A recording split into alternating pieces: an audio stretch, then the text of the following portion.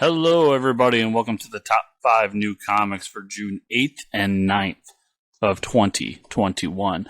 I'm, as always, Chris, and boy, howdy, do we have some great books for you this week. So let's start it off with the big one. DC Pride, number 1. This is written by Sina Grace, James Tynion IV, Steve Orlando, Mariko Tamaki, Vita, Ayala, and so many more. With art by Klaus Janson, Amy Reeder, Travis Moore, Sophia Campbell, Stephen Byrne, and once again, so many more. So to start here, I love these anthology books, especially when DC and Marvel does them. You get a chance to meet some new writers, new artists, new creators, and this is usually the first time you see them. And in this case, I like that they came out with some big guns here. I mean, Steve Orlando, James Tynion, Vita, Ayala, Klaus Janson, Stephen Byrne, Travis Moore. Those are huge names. And some of the ones I didn't name are ones that we may not know as well as these ones. But I like that because I think this is an important book. And I like that we're going to get some big names that can kind of suck in people to then possibly read the entirety and maybe meet some new creators that we love. But that's not the reason for this book. The reason for this book is we are celebrating Pride Month, and this is going to put a spotlight on some LGBTQ plus characters, including some that I really enjoy, like Aqualad, Alan Scott, recently become a fan of Harley Quinn. And then we're also going to get people like Batwoman, Midnighter, so on and so forth. The list goes on and on. I love anthology books. I love that DC and Marvel are doing something like this to show support to that community. And to be fair and honest with everybody, they do it for a lot of different communities, and I enjoy all of them. But this one in particular just stood out to me because of the creators involved and the characters involved. I mean, I'm an Aquaman fan, so Aqualad I'm going to be somewhat interested in. I want to see if my current enjoyment of Harley Quinn can cross over to a different creator other than Stephanie Phillips. And the biggest one here for me is the first time we're seeing Alan Scott, to my knowledge, post Infinite Frontier. And to anyone that read that, there's a big reveal there, which seems pretty obvious now that he's in DC Pride. But a big reveal there, and it's been talked about that there's stories that they want to tell about that as a man who's lived as long as he has, coming out near the end of his life. So I'm interested in the story threads here. I'm interested in the creators involved, and I like that we're supporting a good cause here. So looking forward to this one. After that, got Justice League Last Ride number 2. This is written by Chip Zdarsky with art by Art-Miguel Mendonca.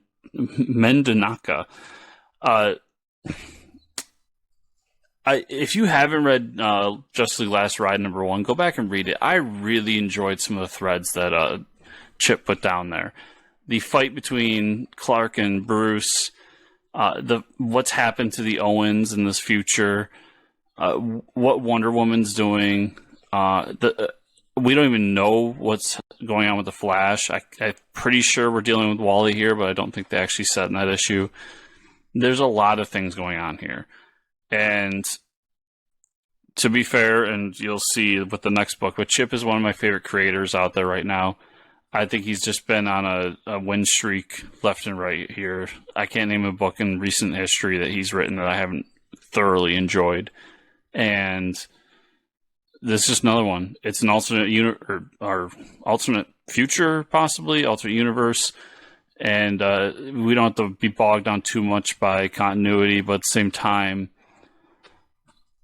it's so ingrained and delves into the emotions we have as people who have read comics for a long time, especially with these characters in particular. So I can't wait for this book. This is probably going to be the top of my stack book next week. It's really good. After that, we got SpiderMan, Spider Shadow number 3. This is written by Chip Zdarsky with art by Art-Pasqual Ferry. I said it last time. Chip's awesome. I won't gush on him too much more, but I am also really big fan of what ifs, and I like that they're expanding what ifs to be more than just one-shot stories. I know they've attempted this in the past, where they took storylines and did kind of little mini-series with it, but I like that Chip and the crew here are taking a very old and popular what-if story and actually telling an extended story as to how he reacts in the moment, as opposed to like an info dump, which is what a lot of what if stories were. As much as I loved them, that's what they were. And it shows me that Marvel has more faith in what if. It doesn't hurt that they're doing a animated series called What If, but it also shows me that they have plans and faith in what a what if story can be. And they proved it even more by saying that Chip's doing another one, as well as some other creators as well. Like I said, I'm really enjoying this. It's if you're a Spider-Man fan, it's a very dark Spider-Man, but hey, that's what happens when alien symbiote takes over your body. So yeah, just really enjoying this series. Check it out. After that, we got Space Bastards number 6. This is written by Joe Aubrey and Eric Peterson with art by Simon Bisley. I am very, very intrigued by this issue more than anything else I'm going to read next week, because I loved the first 5 issues of Space Bastards, and a part of that love is my love for Derek Robertson. And I've said that over and over again when a Space Bastard issue came out, that I love his art and I love the way he tells stories. Now, he's done his arc and he's passing it off to Simon Bisley, who Simon's an amazing artist in his own right, and I'm not trying to trash on him, but Derek's one of my S tier artists. Like, he's one of the guys that I'll read anything he does, even if it's a writer that I don't really care for, just because I love his art and what he does for the story. So, my test for this issue is did I love Space Bastards for Derek, or did I love it for the story? Or was it a combination of the two? And my feelings right now are just a combination of the two. I think that Joe and Eric created a really cool world here alongside Derek, and they had an interesting story to go with it. So I'm intrigued to see how that transfers over to a new art team. And we're all going to find out together. But I am looking forward to it. I think it's going to be in good hands. And then we're going to end it with Bunny Mask number 1. This is an Aftershock comics coming from writer Paul Tobin and artist Art-Andrea Mutti. Paul, I know, has won awards for some of his other horror books he's done. People really seem to love him. I myself have not been a huge horror fan, but I do enjoy a good horror book once in a while. And this one in particular catches my fancy because I love Art-Andrea Mutti's art. A Port of Earth was one of my favorite sci-fi books in recent memory. I'm very sad that we haven't gotten a new one recently.